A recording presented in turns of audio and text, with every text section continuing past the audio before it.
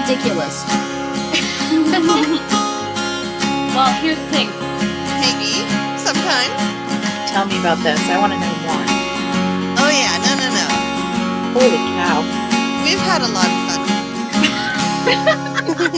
fun. So, Nicole, you went to the motherland recently? I did. I made a trip. It's becoming my annual trek. I shouldn't say annual and yearly, but my annual trek north.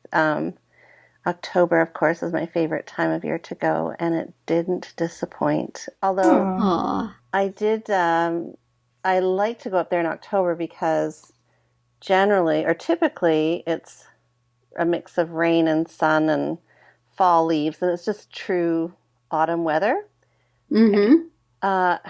And of course, we don't get that in Southern California, so that's why I like to plan to go in October. Although this time I went up there, and it was sunny and hot weather. And oh, no. And then, of course, as luck would have it, it poured rain down here in California. So I totally missed the boat. I went up there looking for the rain, and it did not appear. But it poured rain down where I live here in California.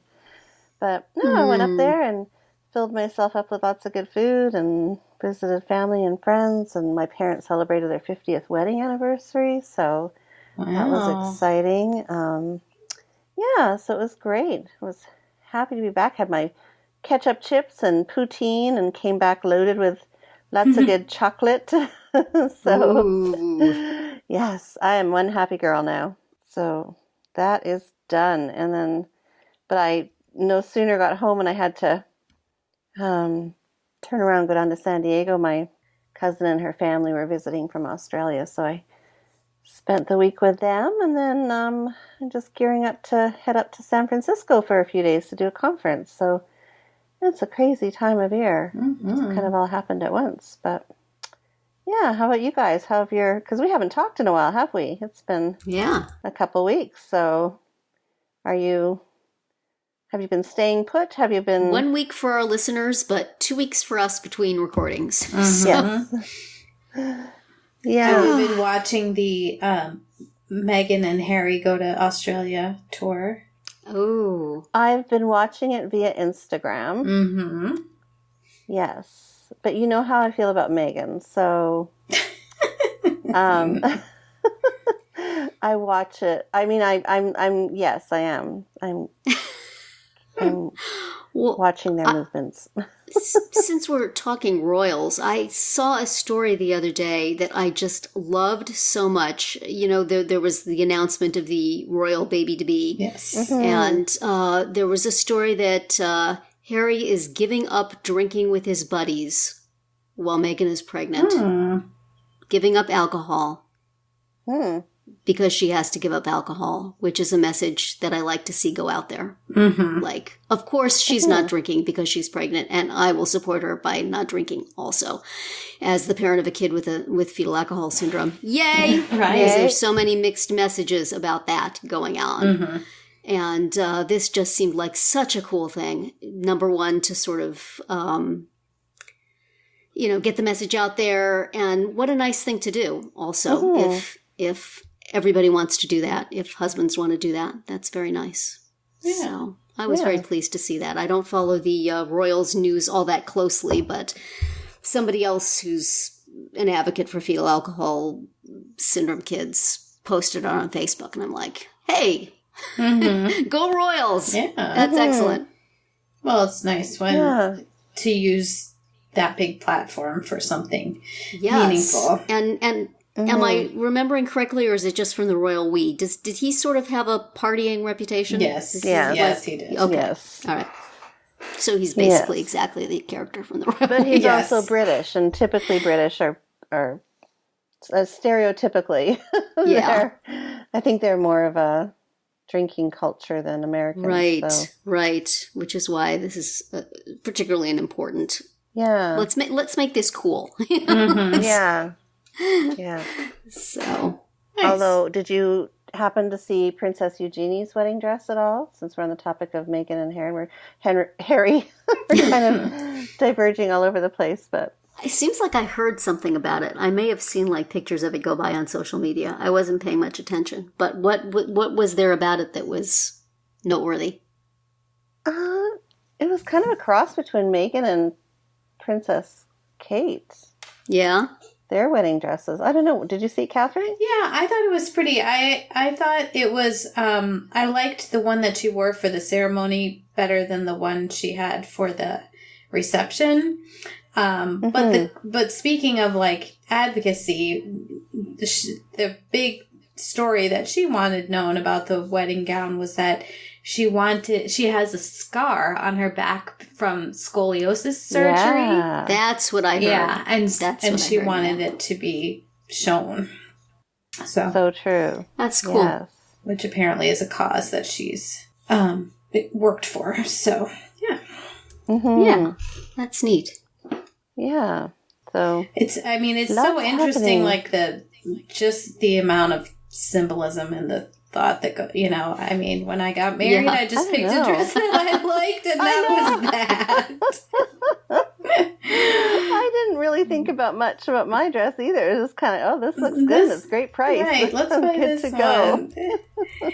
And my flowers, I just showed the florist a couple pictures and said, like, I kind of like these. And because I got married in the fall, and I said I want it to look like fall, but not like a hayride. And so he just did the exact pictures that I gave him, which wasn't really what I wanted, but everything looked fine, but there was no cohesive, I don't know. It was just kind of a free for all. But anyway, speaking of free for alls. Yes. Hello and welcome to Parenting Roundabout, a weekly podcast about the things that parents are talking about, obsessing about, and complaining about right now. I'm Terri Morrow, and with me today are Catherine Haleko. Hello. And Nicole Eridix. Hello. Today on the podcast, we're going to talk about guilt on our speed round. Just talk about guilt all the time. We're going to shout out some stuff we like on the Roundabout Roundup and do some shameless self-promotion. But first, we're wondering about yearbooks.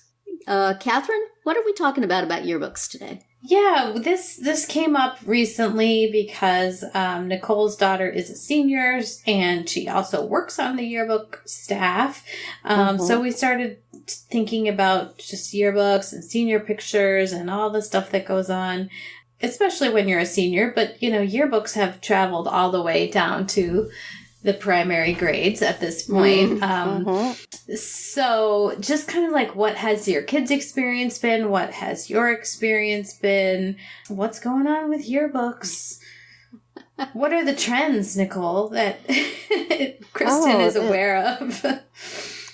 It's just so, like, I don't know, it's such a big deal. Obviously, in the States, it's a lot bigger of a deal than it is in Canada because it seems to be, I don't know where yearbooks originated from. I'll have to look it up, but it seems to be an American thing. Because I know that it's certainly not a big deal in Australia, where my cousins live, because every time they come over, they want to see Kristen's yearbook, because they're, it's quite a awe-inspiring piece of material. It's just huge. I mean, there must be like 500, 600 pages in that thing. And the work that goes into it, it's a full-time class if you're on the yearbook, so that's your class for the year.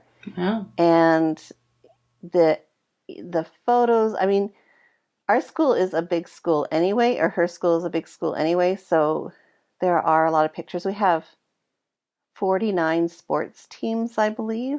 Wow. Oh my gosh. School. Yeah.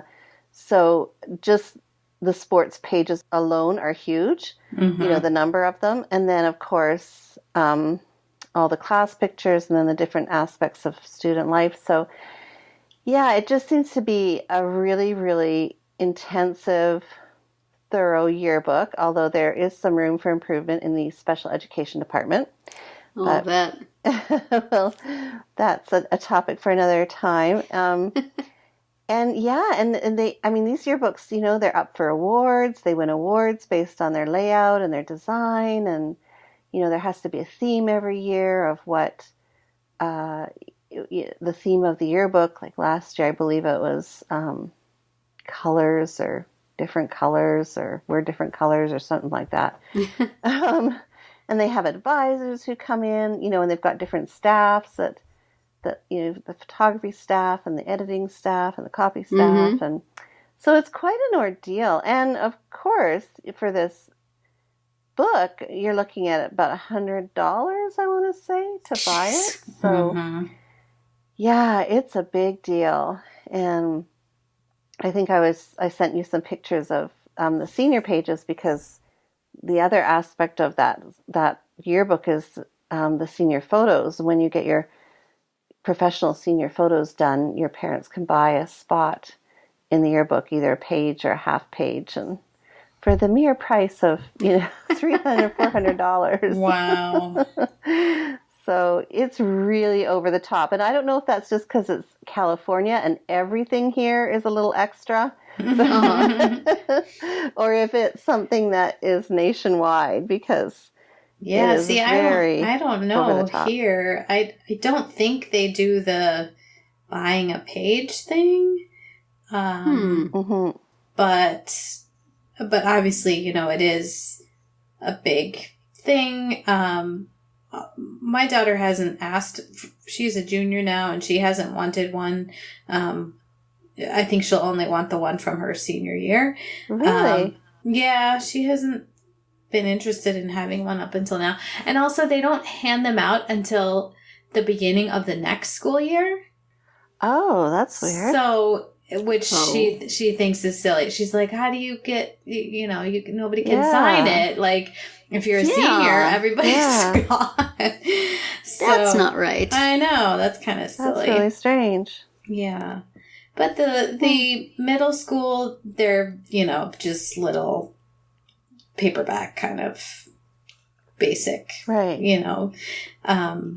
Things. But I enjoy looking at them because, there's candid pictures of kids you've known for a long time. Besides your own kid, there's always, picking out other kids you know. And I love it now because we didn't do this when we had my high school, I only ever received one yearbook. We only ever had 1 year where we had a yearbook because it was such a small high school. But in the one that Kristen's high school does, they have an index at the back of all the pages that the kid's photo is on. So you don't have to leaf through all, 3 million pages to find your pictures. It's all indexed at the back as to what pages you're on. Yeah. So. I remember those indexes from high school because I was the kind of kid who would look and see if I had the longest entry in the index and who had a longer entry than me. And sign up for a few more things for the next year. Right. Darn, so-and-so has a couple more clubs. I need to get busy. Well, were they a thing when you were living here? Because you grew up in California. Was it? Yeah. Well, we certainly extra had at the time. We certainly had the high school yearbook. And you had your senior picture. Had all the different classes had their pictures in it. In different sizes. The seniors had their larger picture, and you got your senior picture taken. Much less fancy than now. I think we've talked about this, that we just had, my year we had a choice of 2 different drapes you could put around you. And previously there had only been one. So that was a very big deal. And, but you posed in that and that was it. You didn't have, 10 different poses and accessories. Or and 100. Not even kidding. And not private photographers. You went to this particular photographer and you got your picture done, and that photographer had the things that you could wear. But it was nice, and it had all the clubs and all the stuff. I still have mine from all 4 years, and I still look back. And I think we had one from middle school, but it was very informal. But I think that there was maybe a section where your parents could, give you some congratulations. You could buy different size boxes to say nice things to your graduate. I'd have to go back and look, but I think we may have had that. But nothing as fancy as the ones that you have at your high school, Nicole. Holy cow. Yeah. And nothing as expensive, although that would have been in $1977, so who knows. But yeah, they were a thing. And I mean, I feel like when my kids were in school, it was about the same. It didn't seem significantly crazier then. Mm-hmm. You know, of course, they were much less involved in stuff in school, and so they were much less represented in the yearbooks, whereas I was, you know, wanting to see my face on as many pages as possible. This was important. It was not important to them. The yearbook was always more important to me than it was to them. You know, my son did work on the yearbook in high school because we knew somebody who, you know, set him up with the yearbook advisor, but he really didn't get what it was or care particularly. It was just something I told him to go do. Mm-hmm. And go to then these in meetings. like in they did have a yearbook for elementary school, which I'm pretty sure I didn't have when I was a kid. And then they had a yearbook in middle school, and I started volunteering to help on the yearbook. Parents, this is a tip. If you feel your kid is underrepresented in the yearbook, if there are things about the yearbook you do not like, if, for example, you think that the special ed kids are not represented well, volunteer to work on the yearbook. I mean, in high school, the kids are doing the yearbook, but in elementary school and middle school, at least here, it's moms putting that thing together. It's a mom project. So whoever's mom is working on the yearbook is going to get their picture and their friends' pictures in disproportionately. So, I mean, in middle school, I think I did the layout of the book in Quark Express because I knew how to use that as publishing software. I knew how to use that from work. So I was in charge of everything. Yeah. I would have people tell me, which pictures do you want in? And they would, you know, help with various things. But it's a good thing to get involved in. Because really, to some degree, nobody wants to do it. It's a lot of work. And so, you know, you get some power, and oftentimes unchecked power. Yes. Although I think I did get in trouble with the principal one year. I did something he didn't like, but you know, that was my thing. As always, I just sort of move in on my kids' things and live vicariously through them, or perhaps just live, you know? Right. Or do it for them, yeah. Exactly. Yes. Never mind. You don't have to work care on about that. the yearbook, but I'll do it. I'll care for you. I'll do it for you. And then I have my copies lined up on the shelf. I made that. I did that. I copy edited that. I laid that out. I wrote those things. I misspelled that person's name. No, it's definitely quite a big responsibility. I mean, it's, you know, I know that Krista talks a lot about how when they're handed out, you know, people's response to it, and you know, that it's often underappreciated. And I see how much hard work goes into this, and the hours that the kids spend, and putting this thing together. Underappreciated unless something goes wrong, and then people are furious. Right. Then it's like, if it's good, it's like, disproportionately. oh, this is nice, throw it in the backseat of the car. But if it's, one year, the binding came apart on the paperback yearbooks for the middle school. And so they were falling apart. The kids were getting them signed. They were falling apart. So, you know, we contacted the manufacturer, and they agreed that they would redo it, but they wouldn't get them until the beginning of the next school year. So, oh my gosh, it was the worst thing that ever happened in the world. Yeah. It's like, you know, well, stuff happens. We're very sorry. But I know Kristen's school hasn't been without their scandal. I believe one year somebody hacked into the yearbook software or program at the end of the year and deleted a bunch of names and changed a whole bunch of names around in groups. And it was pretty bad. And I didn't ever find out the full story, so maybe it's just hearsay, but that I'm spreading in a public forum. It was quite the little scandal that these names were moved around or left out, and So, and the other thing they don't do anymore, I don't know if they do it in your area, is the yearbook quotes. You know, the senior quotes. Yeah, they don't do that anymore here. It's a little contentious. I don't think we did that when I was in high school. And I don't think they did it at my kids' high school. It's one of those things I see in movies that people do, or, you know, I see on Twitter that somebody did something clever, scandalous, but I don't think that's ever been part of our thing. we didn't do it. I don't know about my daughter's school, but when I was growing up, didn't have it. Future speed round topic, take a note. What would you put in your high school yearbook now, looking back? What would be your quote based on your perception of yourself at that time? Yeah. Yeah. No, it's definitely been an interesting experience for us, that's for sure. Just seeing how, it's such a big part of high school culture this is. And then, of course, having our daughter work on it and all the hours that she put into it. So, so we have Do a your nice kids little get a lot of collection to show signatures? for it. Do they get a lot of signatures in their yearbook, or is that a thing? Is that a problem? I think with Kristen, she only really worried about it the first year. And then now she doesn't care. She's, I don't know. Yeah, it wasn't a big deal for her. With my son, like the middle school ones, it's just have a good summer. Like that's all everyone says, or they just write their name. Like they don't want to think about. Not very deep.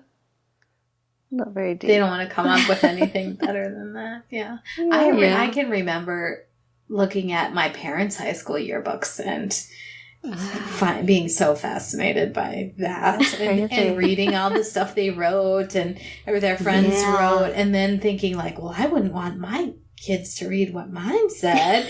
But then, of course, at this point, I'm like, whatever. What did you say, Catherine? And well, this was before I even had one to, okay. And looking back on it now, I'm like, I'm sure it's totally fine, and who cares? I haven't seen mine in a long time. I'm not quite sure where it is, but I have it somewhere. Yeah, I never saw my parents' one, but I still have mine, and every now and then I bring them out, and my kids could not be less interested. I'm like, look, this is what people looked like in the 70s. Look at this hair. Look at this ridiculous clothes. Right, look at these. Look at me. Look at me. Look at me. Look at various, I still have some friends from that time that they know slightly. And so I can show, this is what this person looked like. Right. And look through my husband's too. And he's not that much older than me, but I still get that little sense of these people look older as seniors in high school than I feel like I looked as a senior in high school. Yeah. So he was early 70s, I was late 70s. So, right. But boy, I know, like in pictures in the halls of my school of people who were in high school in the 50s and 60s, they look like 20 years older than I felt like I was when I was a senior in high school. Right. So I'm sure if I looked through my parents' yearbook, it would have been, why were there middle-aged people going to your high school? I don't understand. Why was everybody in their 20s? Old days. Yeah, that is true. Look back at myself in those yearbooks and think, I am a completely different person now. I don't really know who this is, but she doesn't. Well, the funny thing is that before, I'm not sure I would like her now. Before I got my senior picture taken, I got my hair permed. And that was like it was like an orphan Annie situation. Like I don't know what we were thinking because it was kind of short and it was just curly, and I do not know what the deal was there. But so that's immortalized forevermore. Yeah, I think everybody has that perm somewhere in their past, but not right before the senior picture. Oh, honey, yeah, I know. What was the deal? Do it sometime when you can just remove all photographic evidence of it and forget it ever happened. I grew up with a permanent perm, okay? My hair was curly 24/7. Did not go away ever. Every picture was like that for me. Yeah. I have the wavy, messy hair. Not quite curly, because that would have looked nice, and not nice and straight like I wanted. Just sort of in between. Waves in such a way that it never combs down. It just always looks like... That's why I put it up all the time now. But it looked nice on my senior picture.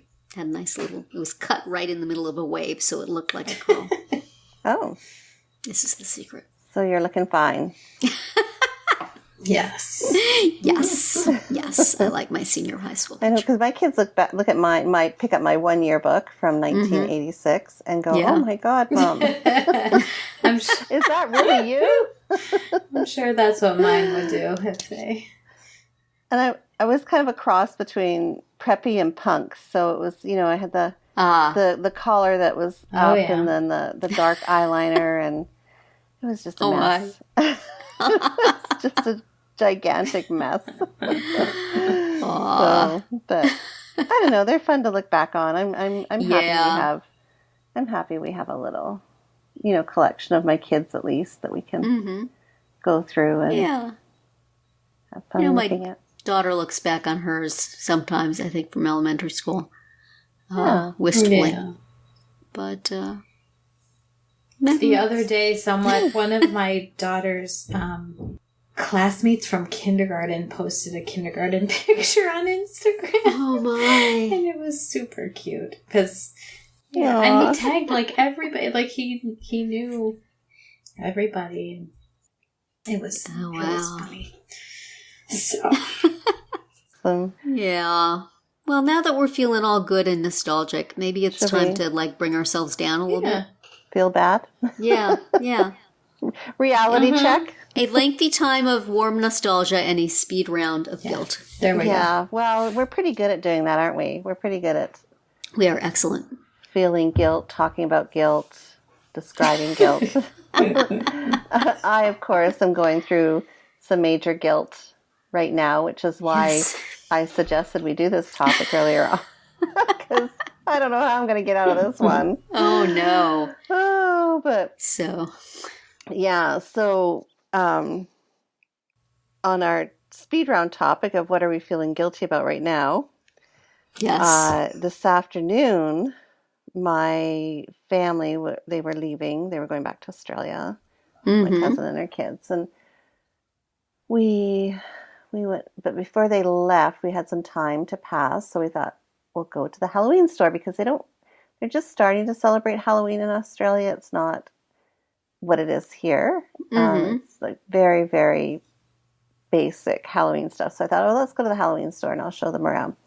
So we went and did that. And then afterwards, my cousin said, well, let's grab a bite to eat before we head back to the house. And then they've got to, catch the shuttle to the plane and whatnot. So, okay, sure, we'll stop at a restaurant and grab some lunch. And just as we were heading over to the restaurant, my husband texted and said, hey, what are you doing for lunch?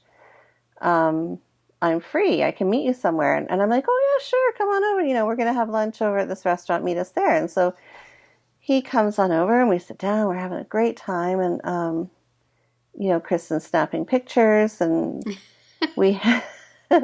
so there's me, there's my husband, my daughter, my cousin, and her family. And we're just having a great old time. Stuffing our faces, snapping pictures, telling jokes, whatever, right? And then we get home, and I realize that I have a son who lives at home.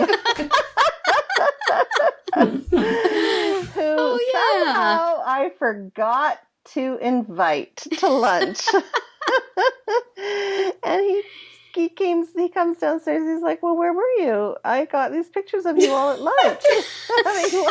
See, this is the problem with social media. Right? Oh, you can never get away with anything. No, nothing. And I forgot to mention that before we left to the Halloween store, he actually got up early and had coffee with us and breakfast with us. Uh-oh. So that he could spend time with us. And he knew that we were going to the Halloween store and he didn't want to go. Yeah. But, so he said, I'll stay home and wait for you to come home. Oh. Thinking that we would have lunch together when we came home. But no, of course, me being Mother of the Year forgets that I have a son sitting you at put the home. pictures on social media, assuming that he would see them and join you. Right. See, it was his responsibility. It's his fault. I just like how it it wasn't just you, it was every single member of the family. Nobody stopped to say, oh, hey, what about Josh? I know. Nobody stopped to say, oh, he's at home. Maybe we should invite him out. Oh, the restaurant wasn't that far away. He could have just zipped over. I felt so bad. He's like, I just wanted to know why you didn't hit me up for lunch. and I said, oh my gosh, I'm so sorry. Like I just totally slipped my mind. And he's like, oh, I thought I did something wrong. Oh my God, pull at my heartstrings. Oh, right? Hey, we'll use that, Yeah. Oh, it was nothing. No. It was nothing. Make him guess. It's okay. Everything's okay. If I really wanted to play with him, yeah. But, I felt so bad. And so he's been texting me. Then he had to leave for work and whatnot. He's been texting me this afternoon. He's like, "Are you sure I didn't do anything wrong? I just want to know why I didn't get him for lunch." And I'm like, "Oh, God." I'm so sorry. I feel so bad. We wanted to talk about you, so we just... oh, dear. So, anyway. Yeah, wow. I didn't even cross my mind. How bad is that? I just fully admit. Well, he is of an age at which he should not necessarily be... He should be theoretically off doing his own thing. Theoretically, but now he lives at home, so it's kind of hard to, Oh, dear. So that's my big fail at the moment. That is guilt-worthy. Feeling very guilty about. How about you, Terri, Catherine? Anything going on in your parenting world that is making you feel guilty? Well, I've got stuff going on in my dog parenting world that I may have mentioned here before. Our pooch, who's about 11 years old, is just over the past 3 or 4 months or so is really no longer herself. She's not eating consistently. She's just laying around, whimpering sometimes. When she gets up or goes up and down stairs, she's kind of whimpers, and she's not jumping up on things like she used to. She's also not barking like she used to, which used to really bug us, or, pulling when she sees other animals or anything. So she's, not herself in some ways that are good and some ways that are bad. But of course, and, I would just say she's an old dog. Sometimes I don't feel like myself either. Sometimes I whimper when I go up and down the stairs. You get to that stage. But my daughter is just very concerned and, constantly, giving the dog concerned attention and then looking at me and making me feel we should be doing stuff and making me feel guilty. And I can see that the dog's not right. So we've gone to the vet a couple of times, and the vet is sort of a little bit like me where, well, it's an old dog and we'll do the tests, and tests didn't really show anything. So, I just have been dragging my feet about going to the vet again about it. And we finally did. And she had lost 4 pounds in like 3 weeks, which is not good. So finally the doctor just said, well, we can give her some painkillers and, assume that maybe that'll take care of the pain, and then maybe she'll want to eat. And then she prescribed this canned dog food, which is expensive. And and said, try these things. And then there was some appetite increasing medicine that was even more expensive. And she said, you know what? Doggy this is too pricey. You don't need to do this. Yes, something like that. But anyway, so we just went with the fancy food and the painkiller. And it seems to be working. I mean, she seems to be happier from she said it's just like aspirin. I mean, it's not like, doggy opioids or anything. It's sort of like aspirin. And then the canned food she just eats like it's, the best chow in the world. So we're sort of mixing it with the kibble from the huge bag that we just bought right before she decided she wasn't going to eat it anymore. And everything this canned food touches turns to gold, because now suddenly she's eating the kibble. So I'm happy that she's feeling better, and I feel kind of guilty that we didn't do this earlier. And for many, many, many days over the past few months, she's been laying on the floor, giving me that look, you're responsible for this. Make me feel better. Fix me. The eyes of sorrow and guilt turned upon me. So hopefully we are pulling out of that. But that is what has been making me feel guilty lately. It's just every time I look at the dog and she's just laying there looking pathetic and blaming. She has that look, Have you seen that look from your dogs from time to time, where they just kind of give you the stink eye? They look up at you. They look up at you, and sometimes they look up at you pathetically and, lovingly, and sometimes they look up at you like, go cook me something. The side eye. Yeah. Like, know what you have to do. For a while there, during the time in which she lost 4 pounds. I was cooking her stuff. she was eating the stuff I cooked her, but I guess it wasn't enough calories or something. Because she wouldn't eat the official kibble dog food. She would only eat things that, and like the morning before we went to the vet, I mean, like so desperate to get this dog to eat. We would give her kibble like mixed with oatmeal and she would refuse to eat it. And then I would give it to her with her dinner. I would cook her an egg and some rice and I would mix that in with the soggy kibble from the morning and she would eat most of it, but I needed her to eat all of it. So I'm sitting on the floor feeding her soggy pieces of kibble by hand, one after the other. And she's deigning to take them that way. And I'm going, you know what? 98% she's truly sick and in pain, and 2% chance she's just having me on. She's just like, this is the life. Hand feeding. I think there is a distinct possibility. Let me see what me and my guilt-inducing stare can make this lady do. Turns out it can make me do a lot. Here, take this slimy oatmeal-covered kibble, honey. Let me put it directly into your mouth. Oh, my goodness. Oh, well. Things we do for those entrusted to our care. But please let the medication and the expensive dog food do the trick so I can stop. You can stop with the hand feeding. Slimy kibble. Oh, boy. She can guilt me into it. We know that now. She knows that now. I would rather she didn't know that. They're very smart. How about you, Catherine? My dog has trained me to pick her up at night and put her on the bed. I think I've told that story before. But so not only is she jumping in bed with you and sleeping with you, but now you have to facilitate that. Yes, exactly. It is ridiculous. So, but that's probably not the most thing I'm feeling guilty about.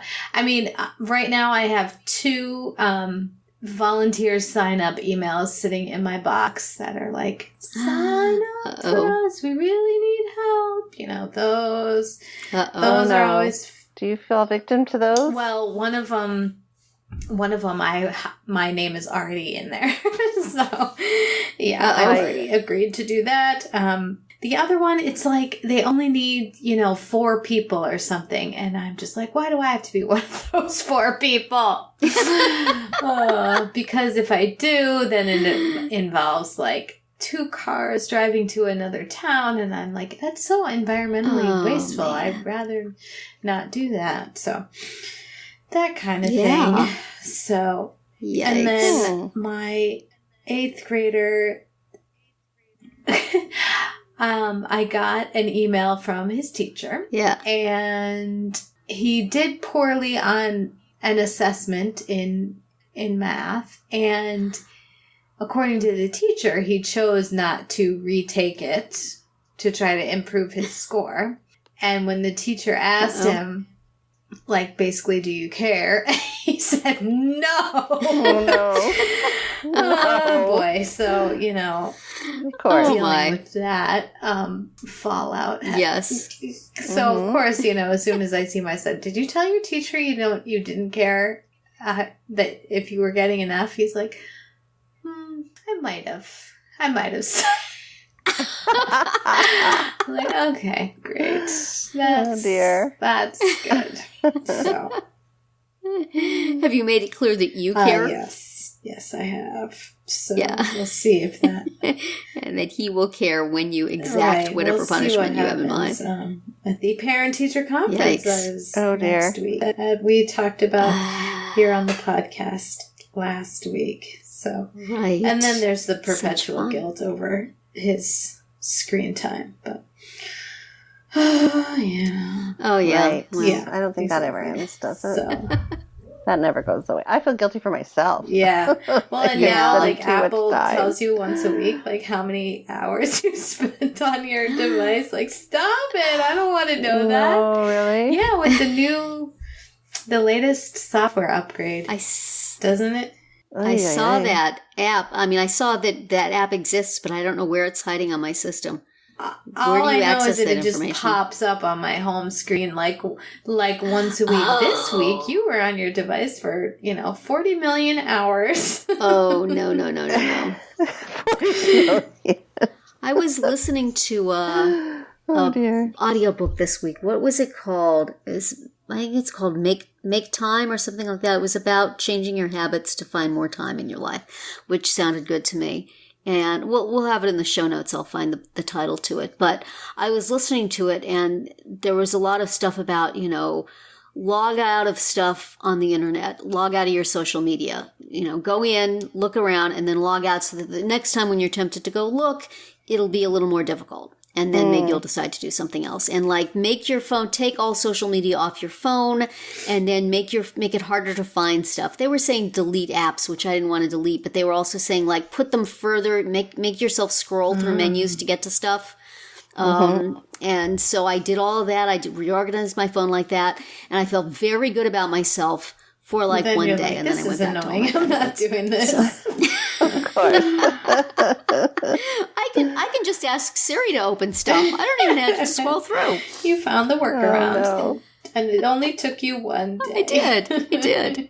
It only took me one day. If I felt really virtuous that day, though, and I got a lot of work done. That's how I feel when I wake up really early in the morning. I'll get started on Monday. Bust out a whole bunch of stuff. And, you just feel like you said, virtuous. Like, I am such an amazing person. Right. And then the next day, forget it. Who can do this? Nope. Yep. That is funny. Right off the cliff again. So I'm feeling guilty about that, too. All sorts of guilt. Maybe our listeners should join us every week to find out what we are guilty about. And they should feel guilty if they don't. They should feel guilty if they don't. We're here busting our butts making podcasts for you, and you can't even bother to come listen. Exactly. I'm going to send my dog to your house to give you the stink eye. And you will have to feed her. She is way good at it. Yes. And remember, you can hear a new speed round every Wednesday through Friday. Hi, we hope you're enjoying this episode of Parenting Roundabout. We're not one of those podcasts that's trying to sell you websites or mattresses or meal kits. I mean, we totally would, but no one's asked us yet. There is, however, something you can do that costs you nothing, but will put a little change in our pockets. Listen to our podcast on the Radio Public app.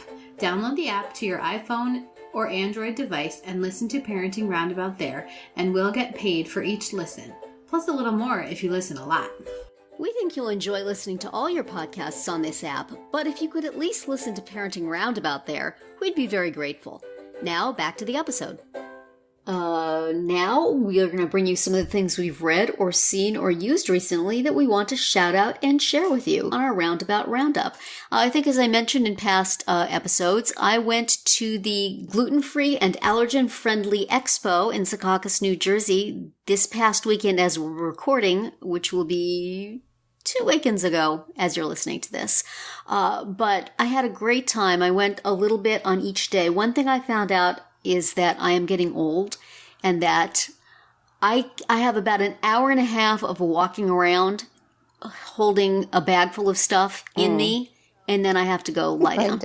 So I had also had some commitments for my kids, and so I wound up leaving after an hour and a half the first day, and boy, was I ready. And then the second day I thought, I'm going to go again. I'm going to stay for a bunch of hours. And after an hour and a half, I was like, nope, time to go. So I did not get to anywhere near all of the booths there. And I regret that, but I did get to quite a few, and I tweeted all of them, and I will be putting all of those. If you didn't catch them going by on our Roundabout Chat Twitter, I'm going to try to embed them on my blog at Parenting Isn't Pretty so that you can see all of them and find the links to the businesses online. But it is so fun to go to and try a bunch of stuff and see what's available for gluten-free foods. The second day I went on a Sunday, there was a ton of kids there, and I thought, how cool is this? Kids who are, have to avoid gluten can go and just run around and eat cookies all day. So if you have such a child, find an expo near you and bring them. I wanted to shout out a few of the things in particular. There was one place that had crispy chickpeas, which I think is a thing like that you can make yourself, but come on. The name of the company is Biena, Biena, And I tried the salted crispy chickpeas, and they were delicious. And I believe the woman there mentioned that some people use them as croutons in salads. And boy, would they be good that way. So if you are gluten-free and miss having croutons in your salad, try some of these crispy chickpeas. They are very tasty, and they would give you that satisfying crunch amidst all that boring lettuce. There was a place there called Perfection Snacks, and they have a snack mix that looks just exactly like every snack mix with the little Cheetos-y things in it and the little, Doritos-y things in it and pretzels and stuff, except it's all gluten-free. It was delicious. They had like little airplane-sized bags of them. I have had that on an airplane. Have you had that? Because they said they are on some airlines. Did you have it on an airline? I did. I had it on Delta. It was good, wasn't it? Yeah, I enjoyed it. Yeah. I scored a couple of little packs of it, and I enjoyed them very much. So that's something to look for if you enjoy snack mixes. I know they sell them. I think they sell them on Amazon. So check those out. There was a company there called, I don't know how to pronounce this, Schär, maybe? Schär? I hope it's not Schär. Schar with, I believe, an umlaut on the A. They had a number of cookie-ish snacks there, one of which was chocolate-covered graham crackers, which I could have just pulled up a chair at the chocolate-covered graham cracker display and happily spent the rest of the day. They were so good. If you like chocolate-covered graham crackers and are gluten-free, give those a taste. They had something there called, a company called BioK, who actually sponsored the bloggers there, like me. Thank you. And they're probiotics. They're like little tiny bottles of liquid that you drink, and it has all sorts of good bacteria in it. And I drank a bottle, and it was delicious. It was slight strawberry flavoring, but it did not taste like, anything unpleasant. It was very good. I know there were some kid-flavored ones, too. So if you're afraid of, like, drinking something that's too sour, they had the kids-flavored ones. But they were very good, so if you're interested in that sort of thing, check them out. And finally, there's a company called Deliciousness that had a display of different snack foods. I love the snack foods. Last year, I tried their Mosaics chips, which were good. But this year, they had something called Fusions, which are like a trail mix. And they had something called CrunchBites, which is a nice, healthy almond covered with like a rice cakey type thing and a whole bunch of flavoring. So I had the barbecued ones, and they were delicious. The barbecue seasoning is very much like what you would get on potato chips, except it tasted like more like real food and not like some chemical that you're going to not be able to get off your hands. So they were very tasty, and they also had the barbecue ones in one of the trail mixes. So I definitely recommend those.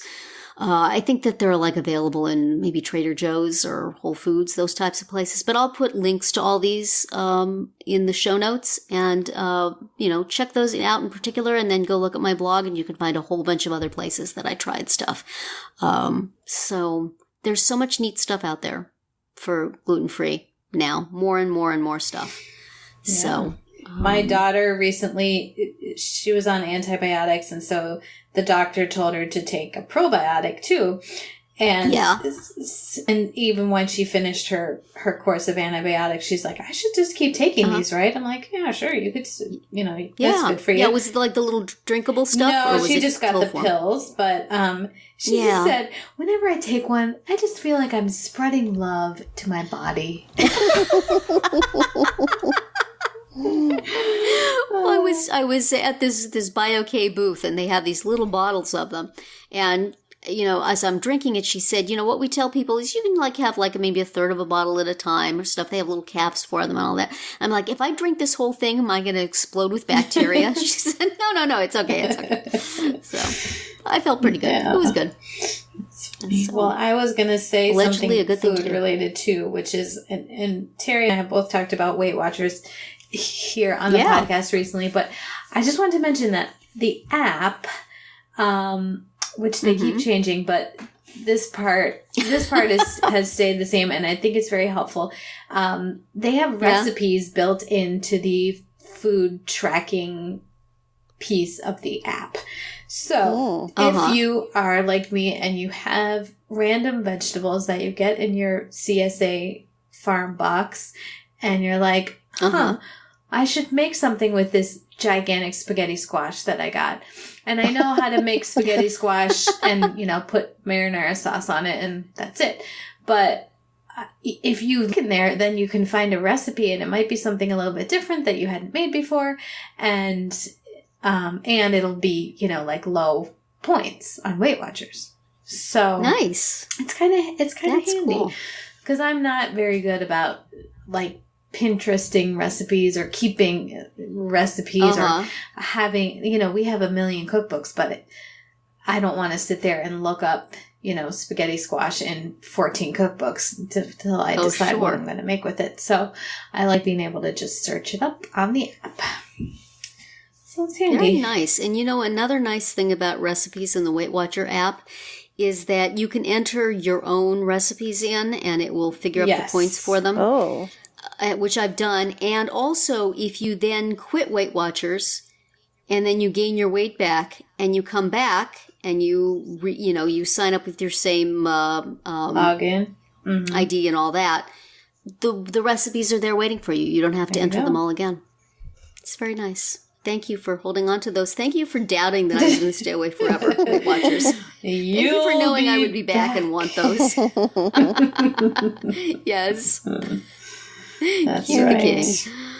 Nicole, what are you sharing this week? When my family was here visiting in San Diego, they were staying at, oh my goodness, this beautiful hotel called the Fairmont Del Mar. Mm-hmm. And it was like walking into a dream. So that's my shout out this week. If you want to have an escape from reality, if you want to feel like you are living in a dream, just head over to the Fairmont Del Mar in Del Mar, California, and all of your angst and guiltiness and worries will be washed away.